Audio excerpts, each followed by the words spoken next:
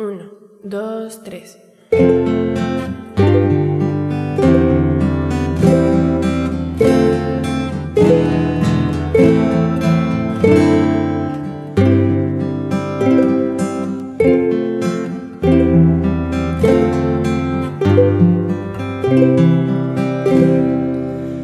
Con el Salvador al lado, ¿cómo obraría yo?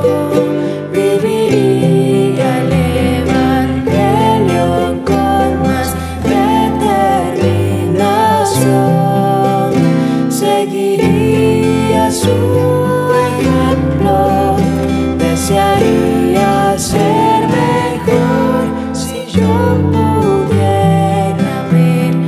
Salvador cuidando de mí. Con el Salvador al lado, ¿qué es lo que diría yo? Mis palabras hablarían de ternura y amor. Sentiría al más breve envejecer, si yo pudiera ver al Salvador cuidando de mí.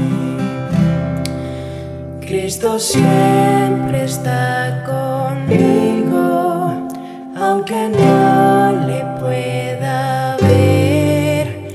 Mucho amor de él recibo, galardón por serle fiel. Quiero ser esa persona que me gustaría ser si yo pudiera ver al Salvador cuidando de mí.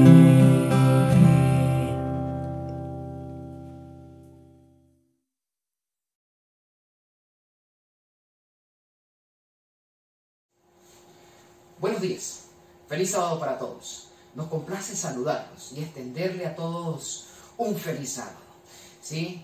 Agradecemos a Dios porque permite que podamos contar con la tecnología, que podamos tener estos medios de comunicación donde podemos comunicarnos y llegar a ustedes gracias a que Dios es misericordioso para con cada uno de nosotros. Queremos saludarle, queremos darle saludos, ¿sí? De mi parte, de parte de mi esposa, y recordarles que los extrañamos muchos. ¿Sí? Recordamos a cada uno de nuestros hermanos, a cada uno de nuestros filigreses, amigos, ¿sí? Y agradecemos infinitamente a Dios porque hasta ahora Él nos sigue acompañando y nos sigue protegiendo. Feliz sábado para todos. Así que, familia, vamos a cerrar nuestros ojos y vamos a orar. Bondadoso Dios, agradecemos en esta hora de la mañana por tus bendiciones. Porque en este día, Señor, permitiste que nos pudiéramos levantar de nuestro lecho, pudiéramos ver la luz del día, para alabar y glorificar así tu santo divino nombre.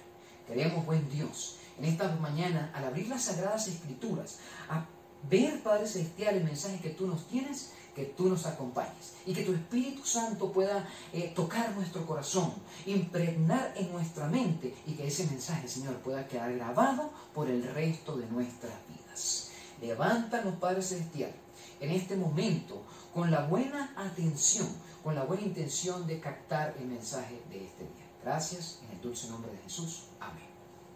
Muy bien, familia. Esta mañana vamos a hablar acerca del libro de Hebreos. ¿Sí? Nuestro versículo base está en ese libro, en esa carta a los Hebreos. Pero antes de buscar el pasaje bíblico, ¿sí? Como base para este tema, quiero comentarle a ustedes que realmente, ¿sí? Dios desea que aprendamos algo en esta mañana. Y es que la pregunta que Dios nos hace hoy es: hijo mío, ¿dónde estás colocando tus ojos? ¿Dónde estamos colocando nuestra visión? ¿Dónde está enfocada nuestra mirada? ¿A quién está viendo? ¿A quién está observando? ¿Hacia dónde nos estamos inclinando? ¿Qué es lo que más buscamos? ¿Qué es lo que más contemplamos? Y por eso esta mañana el Señor nos quiere hablar acerca del libro de Hebreos para enseñarnos algunos tópicos importantes, sencillos, básicos y esenciales. Pero quiero decirles lo siguiente, ¿sí? Y es que en este mundo en el cual tú y yo habitamos, luchamos constantemente con conceptos equivocados del éxito y el fracaso. Recuerdo que desde muy niños, ¿sí?, se nos enseñaba, se nos comunicaba, se nos decía de diferentes formas, de diferentes maneras, qué tenemos que hacer para buscar el éxito. Es decir, nos enseñaban a alcanzar, hijo, tienes que alcanzar posesiones, hijo, tienes que ser popular, hijo, tienes que alcanzar grados educativos, tienes que alcanzar niveles donde recibamos el aplauso y la aprobación de los demás. Eso, por lo general, es lo que enseña el mundo, ¿sí? Pero tú y yo sabemos que lo que ve el mundo, ¿sí?, la Sagrada Escritura contempla otra cosa totalmente distinta. El mundo dice que quienes alcanzan estas cosas viven una vida plena y feliz, cosa que las Sagradas Escrituras nos muestra totalmente diferente. Pero por otro lado, al perdedor se le menosprecia, se le rechaza, ¿sí?, se le excluye. A todo lo que se le ve de mal aspecto, a todo aquello pobre físicamente o diferente, todo aquello que no llena las expectativas de belleza que el mundo llama, ¿sí?, así como la felicidad, el éxito, la belleza exterior, se le abandona por completo y se le olvida. No quiero que malentiendas las palabras anteriormente dichas, sino que realmente no es nada de malo que alcancemos éxitos, no hay nada de malo que tengamos posesiones. Sin duda alguna no está malo que nos aplaudan y que podamos tener la aprobación humana. Lo malo es que este mundo nos condiciona única y exclusivamente a enfocarnos solamente en aquello que no tiene valor, en aquello que no tiene ningún peso fundamental. ¿Qué es lo que hace el mundo? Nos acorta la visión. Nos lleva a un nivel de ceguera tan bajo que no nos permite ver los niveles más altos y elevados de la existencia. En otras palabras, el mundo, el éxito, las posesiones, la popularidad, el aplauso, ¿sí?, la aprobación humana, nos ciega totalmente de las cosas espirituales, de las cosas del cielo. No es nada de malo que podamos cosechar todas estas cosas. El único problema es cuando las cosas materiales sobrepasan lo espiritual. Así que busquemos en nuestras Biblias, ¿sí?, en el libro de Hebreos, en el capítulo 12, versículo 1 y 2, el versículo clave, la base clave de esta mañana, ¿sí?, y es Hebreos, perdón, lo tengo acá. Hebreos, capítulo 12, versículo 2. ¿Qué nos dice Hebreos, capítulo 12, versículo 2? Mira lo que nos dice. Por tanto, nosotros también, teniendo en derredor nuestro tan grande nube de testigos, despojémonos de todo peso y del pecado que nos asedia. Escuchen bien, despojémonos de todo peso y del pecado que nos asedia, y corramos con paciencia la carrera que tenemos por delante. Puesto los ojos en ¿quién? En Jesús, el autor y consumador de la fe, el cual por el gozo puesto delante de él sufrió la cruz, menospreció el oprobio y se sentó a la diestra del trono de Dios. ¿Qué nos dice el texto? ¿Qué nos menciona el texto? Dice, despojémonos de todo ¿qué? Peso, y con paciencia corramos la carrera que tenemos por delante. Pero puesto los ojos en ¿quién? En Jesús, el autor y consumador de la fe. Debemos avanzar en este mundo, debemos cultivar éxito, debemos adquirir posesiones, quizás avanzamos en niveles educativos bastante altos, alcanzamos un título, ¿sí?, alcanzamos tantas cosas, pero sin duda debemos caminar la carrera que tenemos por delante, y esa carrera es espiritual. No importa qué tanto alcances, lo importante es que nunca pierdas de foco ¿a quién? A Cristo Jesús. Y saben ustedes que realmente el libro de Hebreos, o la mayor parte de la carta del libro de Hebreos fue escrita a los judíos. ¿Y saben por qué razón fue escrita a los judíos? Porque eran aquellos judíos, sí, que se habían convertido al Evangelio. Es decir, habían aceptado a Cristo como su Salvador, pero también estaba en peligro que pudiera nuevamente retornar al judaísmo, es decir, a los ritos judíos. Entonces, ¿qué hace la carta de Hebreos? Llama la atención de aquel momento, centrando la atención en que, ok, tú eras judío, te convertiste, ¿sí?, al Evangelio, conociste a Dios como tu Salvador, ¿sí?, dejaste todos los ritos ceremoniales y todos los ritos del pasado y ahora has reconocido a Dios como tu gran y único Señor. Pero saben que esa historia también se mantiene para nosotros hoy en día. El libro de Hebreos no solamente quedó en el pasado, sino que se traspola al tiempo presente. Es decir, hoy Cristo nos llama y nos dice, mira, hijo mío, pon los ojos en ¿quién? En mí. No importa qué tanto has alcanzado, pero fija tu mirada en el único sustentador y dueño de todo. ¿Quién soy yo? Cristo Jesús. Impresionante cómo Dios realmente nos llama. Ahora, quiero también decirle que realmente el origen de esa palabra, puesto los ojos en Jesús, viene basada en ver, mirar, observar, contemplar el rostro de Cristo a través de su ejemplo, a través de su vida y a través de sus páginas. Ahora bien, vámonos rápidamente, ¿sí?, a tres ejemplos. Tres ejemplos vamos a mencionar en esta mañana acerca de tres personajes bíblicos que, viendo lo equivocado, cayeron, que observando lo equivocado pudieron entrar en las garras del enemigo. Y estos tres personajes son: el primer personaje que vamos a buscar está en el libro de Génesis. Vamos a buscar el libro de Génesis, y en Génesis capítulo 13, sí, capítulo 13, versículo 1 y 8, encontramos a Abraham y a Lot. Allí lo pueden ver, ¿sí? Ustedes lo van a leer en sus casas detenidamente, pero la mayoría conocemos el relato bíblico. Y en Génesis capítulo 13, del 1 al 18, encontramos la separación de Abraham y Lot. Para relatarle un poco la historia, quiero recordarle que dice el texto, ¿sí? El versículo 1 dice así: subió pues Abraham de Egipto hacia Neue, y él y su mujer con todo lo que tenía, y con él Lot. Y Abraham era riquísimo en ganado, plata y oro. Y volvió por sus jornadas desde Neue hasta Betel, hasta el lugar donde había estado antes de su tienda. Y miren lo que dice el versículo 7.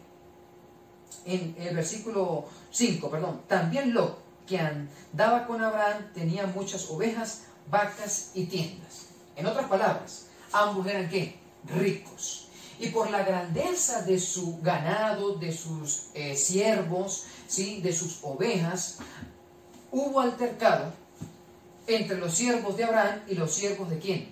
De Lot. Conocemos la historia. Inmediatamente Abraham, ¿sí?, viendo la situación, sabiendo que Lot era su sobrino, eran parientes, le dijo: Abraham, es necesario que nos separemos. Y dice el texto, ¿sí?, el texto en el versículo 15, ¿sí?, dice, vamos a leerlo por acá, versículo 13, versículo 13 por acá, nos dice que Lot realmente, sí, en el versículo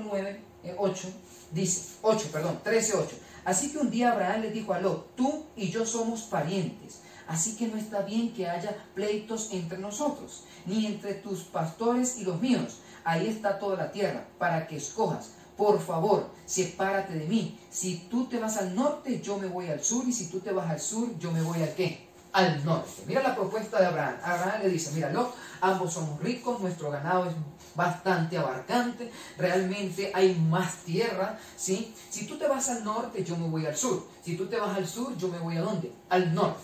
Pero mira en el versículo 10 del capítulo 13 lo que sucede. En este acontecimiento dice: Lot miró por todo el valle del río Jordán. Ahí está la clave. Lot miró Otras versiones dicen, vio por todo el valle del río Jordán y vio hasta el pueblecito de Zoar. El valle tenía bastante agua y era como un gran jardín. Se parecía a Egipto. Esto era así antes de que el Señor destruyera las ciudades de Sodoma y Gomorra. Entonces Lot escogió todo el valle, toda la llanura del Jordán, y fue al oriente del lugar donde estaba. De esta manera, Abraham y Lot se separaron. Abraham se quedó en Canaán y Lot se fue a vivir a las ciudades del valle, cerca de la ciudad de Sodoma y Gomorra, donde toda la gente era muy mala y cometía horribles pecados contra el Señor. Impresionante el relato bíblico. Abraham dio a escoger a Lot. Lot, dice el texto, que miró, que vio hacia la llanura, hacia el valle que era atractivo, que era llamativo a los ojos. Se dejó llevar por lo exterior y dice que se fue hacia la llanura, poco cercano a la ciudad de Sodoma, antes de que Dios la destruyera. Abraham se quedó en Canaán. Pero conocemos la historia de que poco a poco, dice el relato bíblico más adelante, de que poco a poco Lot empezó a aproximarse a la ciudad de Sodoma y Gomorra, donde dice el texto, donde toda la gente era muy mala y cometía horribles pecados contra el Señor. Familia, conocemos el relato.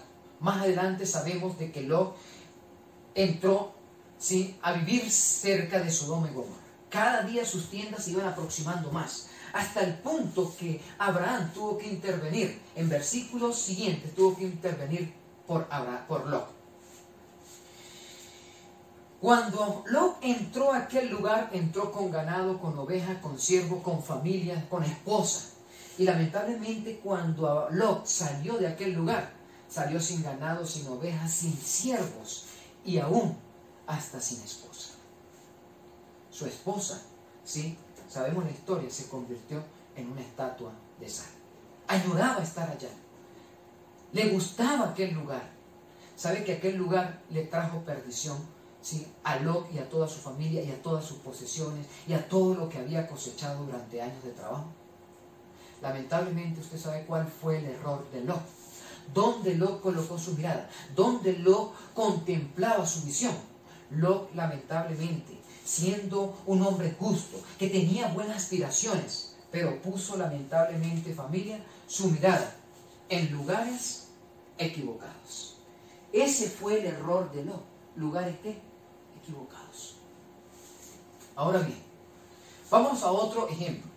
Vamos al libro de Jueces en el capítulo 16, ¿sí?, en el capítulo 16, versículo 4 al 21. Ustedes lo van a leer completo en sus casas. Pero al estar en este pasaje, vemos allí a Sansón y a Dalila. Otro personaje, Sansón, un hombre fuerte. Un hombre que Dios había preparado, ¿sí?, para redimir a la nación de Israel. Pero que lamentablemente por sus malas decisiones, enfocando su mirada en cosas prohibidas, enfocando su mirada en lo no debido, por decirlo de esa manera, ¿sí?, pudimos observar que Sansón también ¿qué? Cayó, porque fijó sus miradas en otra cosa que no era Cristo Jesús. Mire lo que sucedió con Sansón. Y tomo el texto bíblico a partir del versículo 4 del capítulo 16. Dice: después Sansón se enamoró de una mujer llamada Dalila, que vivía en el valle de Sorek. Los jefes de los filisteos fueron a ver a Dalila y le dijeron: engaña a Sansón y averigua de dónde vienen sus fuerzas extraordinarias y cómo podríamos vencerlo. Así podremos atarlo y tenerlo sujeto. A cambio de tu servicio, cada uno de nosotros te dará 1100 monedas de plata. Les sigo relatando la historia, ¿sí? Y es que Sansón, lamentablemente, al final del cabo, cayó, ¿sí?, en la trampa de Dalila. Dalila intentó 3 veces antes de descubrir su verdadero secreto, es decir, de dónde provenía sus fuerzas. Y realmente después de 3 intentos, en el 4.º intento, Sansón pensaba que iba a salir libre de los filisteos como lo había hecho en las 3 ocasiones anteriores. Pero lamentablemente el texto y la historia relata de que no fue así. Y mira lo que dice, ¿sí?, lo que dice en el versículo 16. Como era tanta la insistencia de Dalila, 3 oportunidades, y en las 3 oportunidades Sansón le mintió, vino una cuarta oportunidad. Y el texto dice, como era tanta la intensidad de Dalila, que a todas horas le hacía la misma pregunta, Sansón estaba tan fatigado que tenía ganas de morirse. Así que finalmente le contó Dalila su secreto. Nadie me ha cortado jamás el cabello, porque desde antes de nacer estoy consagrado a Dios como nazareno. Si llegaran a cortar el cabello, perdería mi fuerza y sería tan débil como un hombre común y corriente. Cuando Dalila se dio cuenta de que esta vez se le había descubierto su secreto, mandó a decir a los jefes filisteos, ahora sí, vengan a Sansón que me ha descubierto su secreto. Entonces ellos fueron a verla con el dinero en la mano. Dalila hizo que Sansón se durmiera con la cabeza recostada en sus piernas y llamó a un hombre para que le cortara las 7 trenzas de su cabellera. Luego ella comenzó a maltratarlo y le gritó, Sansón, te atacan los filisteos. Sansón se despertó creyendo que se libraría como las otras veces, pero no sabía que el Señor lo había abandonado. Entonces los filisteos lo agarraron y le sacaron los ojos y se lo llevaron a Gaza, en donde lo sujetaron con cadenas de bronce y lo pusieron a trabajar en el molino de la cárcel. Lamentablemente, una historia que nos lleva a reflexionar bastante. ¿Había Dios levantado a este hombre poderoso para redimir a Israel? Lamentable, este hombre utilizó la fuerza para su propia conveniencia, haciendo todo menos la voluntad de Dios, llevando sus ojos, ¿sí?, a donde quiera que sus ojos quisieran ir. Nunca concentró su mirada en Cristo Jesús, el autor y el consumador de la fe, sino que dio rienda suelta a todo lo que podía ver, a lo que podía observar, a lo que podía contemplar. Y entre esos apareció esta mujer Dalila, que al final de tantos intentos descubrió su secreto. Y dice el texto finalizando, de que Dios abandonó a Sansón. Se apartó la bendición de Sansón. ¿Por qué? ¿Saben por qué? Porque, familia, lamentablemente el error de Sansón fue que colocó su mirada en personas equivocadas. No lo olvidemos, Sansón colocó su mirada en personas equivocadas. Ahora bien, tenemos a Lot, tenemos a Sansón y vamos al tercer caso bíblico. Y está en el libro de Josué, en el libro de Josué, en el capítulo 7, ¿sí? Voy a resumir la historia, ¿sí? Y allí en Josué capítulo 7 nos habla acerca de Acán. ¿Quién era Acán? Acán era un guerrero, ¿sí?, poderoso, un guerrero valiente, un guerrero del pueblo de Israel, de la tribu de Judá. Pero lamentablemente, ¿saben qué pasó con Acán? Un hombre con bastantes aspiraciones, con bastantes sueños, con bastantes metas, queriendo ser próspero en la vida, y por querer ser próspero realmente tomó cosas que no debía tomar. Asió para sí cosas que habían sido decretadas para otra cosa. Primero lo que nos dice el versículo 2 del capítulo 7. Josué había mandado unos hombres desde Jericó para que fueran hasta ahí, que estaba al oriente de Betel, cerca de Bet-Aven, con órdenes de explorar la región. Ellos fueron y exploraron ahí, y al volver le dijeron a Josué, no hace falta que todo el pueblo ataque ahí, puesto 2 o 3 mil hombres son suficientes para tomar la ciudad. No mandes a todo el pueblo, pues los que defienden la ciudad son pocos. Así pues, unos 3 mil hombres subieron para atacar ahí, pero a los de ahí los derrotaron y los hicieron huir. Mataron como a 36.000 israelitas y a los demás los persiguieron desde la puerta de la ciudad hasta las canteras, y en la bajada los destrozaron. Por esta razón la gente del pueblo se desanimó y perdió el valor. Y el relato bíblico sigue diciendo que en ese momento, ¿sí?, Josué, los ancianos y los sacerdotes del pueblo, ¿sí?, se inclinaron, ¿sí?, se llenaron de angustia, se llenaron de preguntas por qué Dios había permitido terrible tragedia. Porque a donde el pueblo iba, Israel vencía. A donde el pueblo de Dios iba, Israel vencía. Pero en esta ocasión, un pueblo pequeño, ¿sí?, donde solamente necesitó Israel enviar unos 2.000 o 3.000 hombres, salieron todos, ¿qué? Muertos. La bendición de Dios se había apartado. ¿Y saben por qué se había apartado? Porque Acán, uno de los guerreros valientes, ¿sí?, había tomado algo que le pertenecía solo, ¿sí?, al pacto que Dios había hecho con su pueblo. Dios había dicho, cuando entréis a aquella tierra, ¿sí?, todo botín será destruido. Nadie tomará ni ovejas, ni vacas, ni oro, ni plata, ni bronce, nada. Todo será destinado a la destrucción total. Pero con aspiraciones de prosperar, Acán vio entre los despojos un manto babilónico de gran valor. Dice que vio plata y dice que también vio, ¿qué? Oro. Y miren lo que dice el versículo 21 de este capítulo. Dice así: entre las cosas que tomamos en Jericó, vi un bello manto babilónico, 200 monedas de plata y una barra de oro que pesaba más de medio ciclo. Imagínense ustedes, familia. Dios, para limpiar la nación,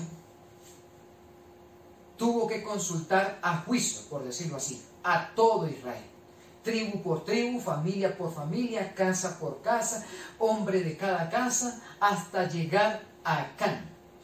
Y en ese momento, que el relato que acabo de leer, Josué lo interroga: ¿qué has tomado, Acán?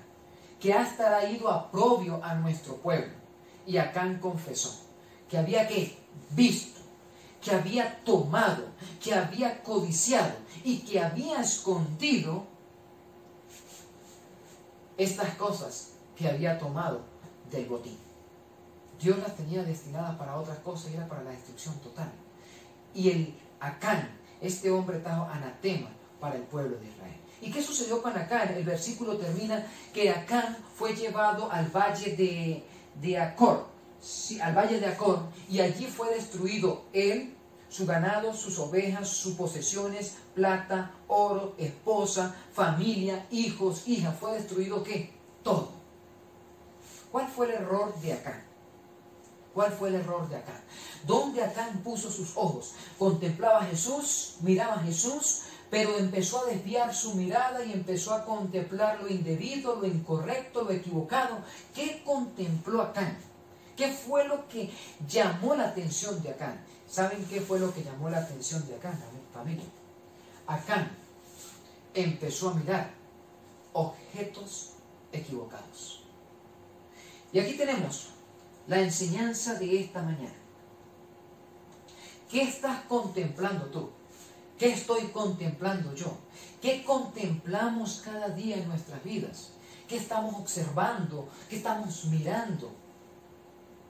¿Será que estamos llegando a lugares equivocados? ¿Será que estamos siendo acompañados de personas equivocadas? ¿Será que estamos tomando objetos equivocados?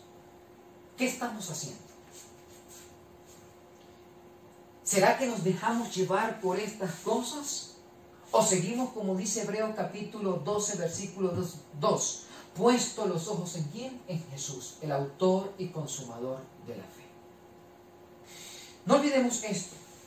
Y quiero decirles realmente que poner los ojos en Jesús, ¿sí?, poner los ojos en Jesús significa orar. Orar a Dios para ir a los lugares apropiados. Orar a Dios para encontrar a la persona apropiada. Orar a Dios para tomar los objetos, posesiones, materiales adecuadas.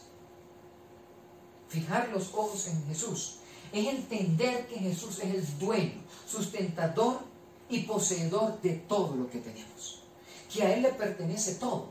Simplemente que tú y yo somos mayordomos de las bendiciones que Dios ha derramado en nuestras vidas. Poner los ojos en Jesús significa creerle a Dios, creer en su palabra, creer en sus promesas, creer que Él está aquí para acompañarnos, creer que Él nos puede ayudar a elegir el mejor lugar, ayudar a elegir la mejor persona y ayudar a elegir los objetos correctos y adecuados. Quiero comentarles, ¿sí?, que fijar los ojos en Jesús, mirar a Jesús, requiere de sacrificio, requiere de consagración y requiere de trabajo. ¿Sabe que en el libro de Mateo, en el capítulo 28, versículos 18 y 19, Dios nos ha encomendado la gran tarea, la gran comisión, el gran deber, y es de predicar este evangelio a toda nación, a toda tribu, a toda lengua? Porque toda potestad, dice el mismo Jesús, le ha sido dada en el cielo y en la tierra. Y esa potestad Dios la ha transmitido a nosotros como embajadores suyos para predicar este evangelio eterno. Quiero preguntarles, ¿sí?, quiero preguntarles que realmente, ¿a dónde estoy yendo? ¿En qué lugares estoy entrando? ¿Será bueno ir a una discoteca?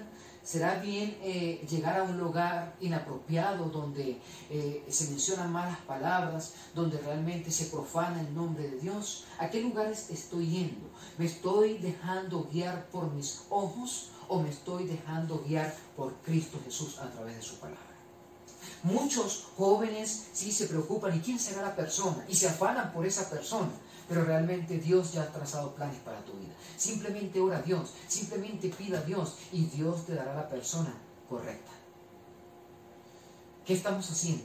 Nos dejamos llevar por lo material, por los objetos, ¿sí? Tomamos, escondemos, robamos, ¿sí?, con la intención de prosperar rápidamente. Pero recuerde que bajo el cielo no hay nada oculto que Dios no pueda ver. ¿Saben por qué Lot, por qué Sansón y por qué Acán cometieron esas faltas? Porque hicieron lo que dice el libro de Jeremías en el capítulo 2, versículo, voy a buscarlo acá, capítulo 2, versículo, aquí lo tengo, Jeremías 2, voy a buscar el libro de Jeremías, se me perdió por acá. Ok. A Jeremías 2.13. Miren lo que dice Jeremías, el libro de Jeremías, en su capítulo 2, versículo 13. Lo voy a leer de acá, ya que lo tengo en este lugar. Dice: porque dos males ha hecho mi pueblo. Me dejaron a mí fuente de agua viva y cavaron para sí cisternas rotas que no tienen ¿qué? Agua. ¿Qué hacemos nosotros? Desviamos la mirada de Jesús. Abandonamos a Jesús. Dejamos a Jesús por seguir nuestras propias ¿qué? Intuiciones, nuestras propias habilidades, nuestras propias sagacidades, nuestras propias decisiones y hacer nuestra voluntad y a no hacer la voluntad de Dios. Y quiero finalizar con estos pasajes. Colosenses 3, 2, 3. Colosenses 3, 2, 3. Colosenses 3, 2, 3. Y nos dice: pues usted, 2, 3, piensa en las cosas del cielo, no en las de la tierra, pues ustedes murieron y Dios les tiene reservado el vivir con Cristo Jesús. Otra versión dice de la siguiente manera: poné la mirada en las cosas de ¿qué? Arriba, y no en las de la tierra, porque habéis muerto y vuestras vidas están escondidas con Cristo ¿qué? Jesús. La invitación es que en esta mañana nosotros aprendamos a observar las cosas espirituales, las cosas de arriba, no las cosas de este mundo, no las cosas de esta tierra. Aprendamos a seguir el consejo de Dios a través de su palabra. Y no olviden, Mateo 6:33, el libro de Mateo 6:33 nos dice algo maravilloso. Y nos dice Mateo 6:33 lo siguiente: por lo tanto, pongan toda su atención en el reino de los cielos y en hacer lo que es justo ante Dios, y recibirán también todas estas cosas. El pasaje más conocido del 6:33 lo tengo en esta versión y dice: mas buscad primeramente el reino de Dios y su justicia, y todas estas cosas os serán añadidas.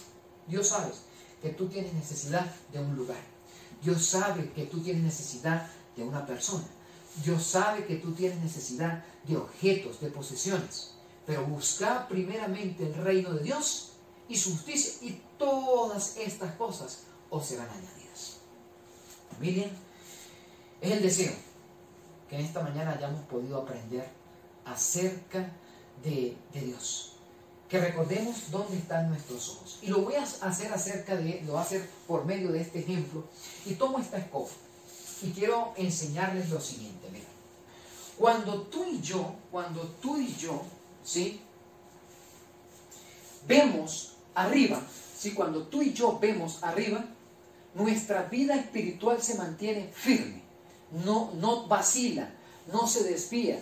Porque estamos contemplando a Dios, estamos contemplando a nuestro Creador.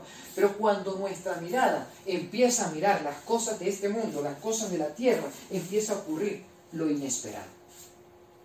No olviden, ¿sí? Viendo arriba, nos mantenemos firmes. Viendo abajo las cosas de este mundo, nos desequilibramos. Así que, familia, que Dios los bendiga. Que realmente sea de bendición este tema para todos.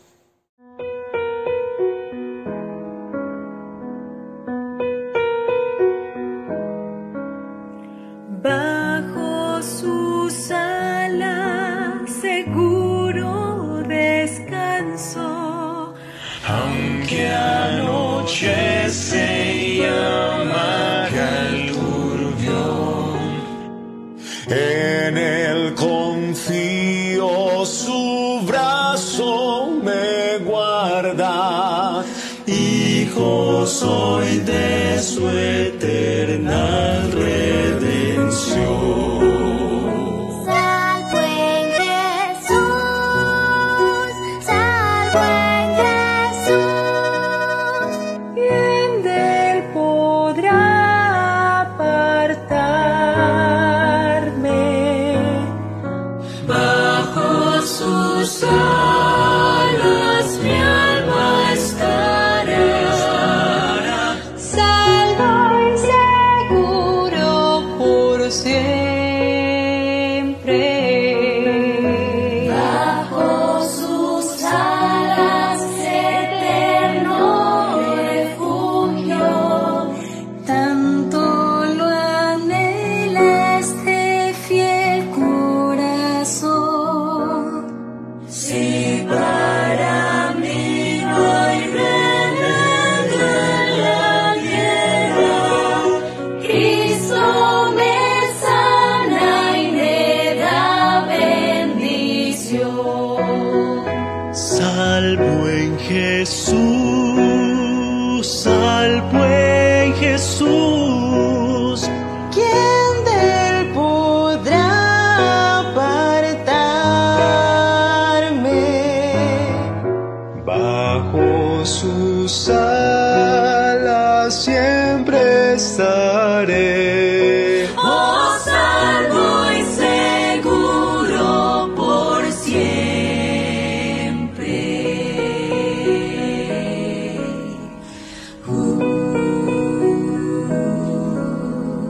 Bajo sus alas, placer indecible. Me escondo aquí mientras pase mi afán, fiel protección de mi fiero enemigo, paz y salud me proporcionará. Salvo en Jesús, salvo en Jesús. ¿Quién de él podrá apartarme? Bajo sus alas siempre estaré, salvo y seguro